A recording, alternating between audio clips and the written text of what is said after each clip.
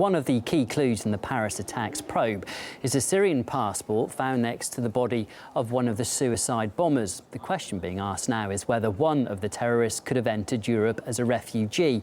A map of a route to Germany was found on an ISIL suspect as police arrested an 8-strong group at Istanbul airport. This hand-drawn note has stoked fears. Terrorists are posing as asylum seekers to get into Europe and Germany in particular. I think we can see the note shortly. And the country's Interior Ministry has admitted it cannot guarantee an attack will be prevented. We have managed to prevent any big terror attacks in Germany so far, thanks to our diligence and luck. But, I state, we can't guarantee that a terror attack won't happen in Germany.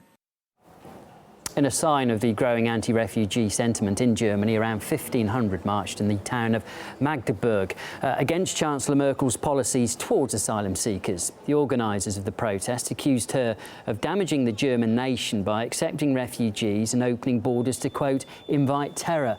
Well, RT's Anastasia Chorkina went to Munich, which has been one of the most welcoming cities to asylum seekers, to find out whether the public mood there is changing.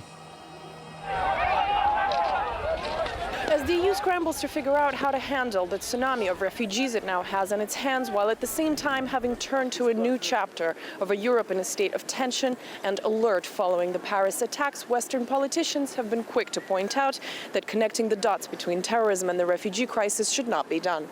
No mix, no confusion between the issue of migration and refugees and the terrorist threats.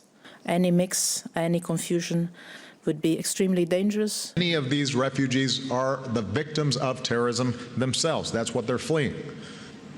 Slamming the door in their faces would be a betrayal of our values. We are in Munich, the Bavarian city, which just months ago welcomed refugees with open arms and rounds of applause. Following the Paris attacks, moods have shifted, changing the debate over access to Europe as well as open borders inside it. Let's find out what people have to say. It's possible that there are terrorists among the refugees who have arrived in the last few months.